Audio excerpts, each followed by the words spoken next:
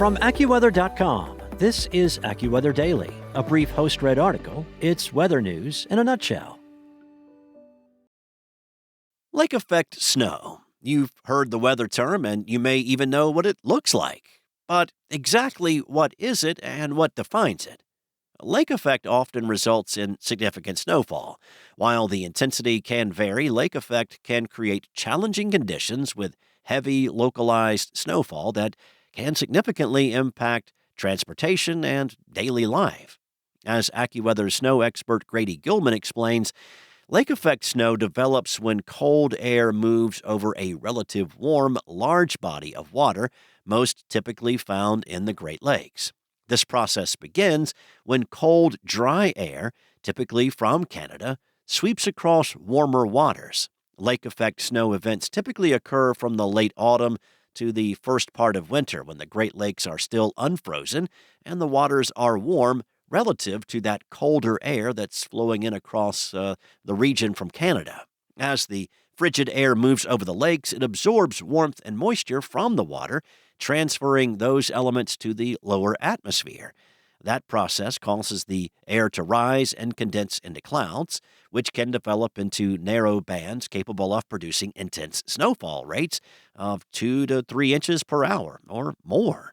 The narrow bands also mean that some areas can get buried in snow, while little to no snow may fall just a few miles away.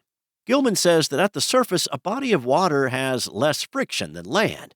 So when air flows from over the open bodies of water of the Great Lakes and then inevitably over land, the additional friction of the land causes frictional convergence, which compresses and condenses the moist air, which increases precipitation.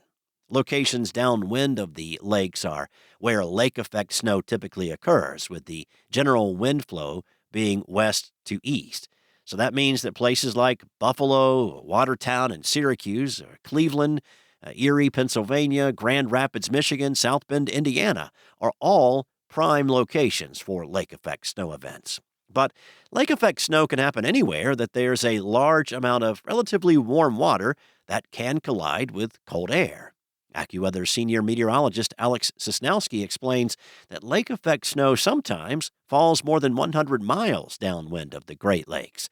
The mountains of New York State, western, central, and northern Pennsylvania, the West Virginia mountains, and western Maryland can all get a visit from lake effect snow. The Great Lakes are notorious for lake effect snow due to their locations relative to cold air outbreaks and warmer summer months.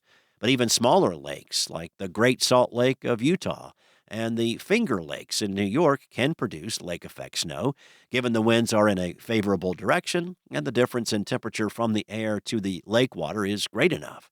Lake effect snow can be extremely dangerous due to the intensity of snow that it can produce, where upwards of 6 inches an hour can happen, but also due to the sudden changes in conditions that a shifting lake effect snow band can cause from even the subtlest change in wind direction.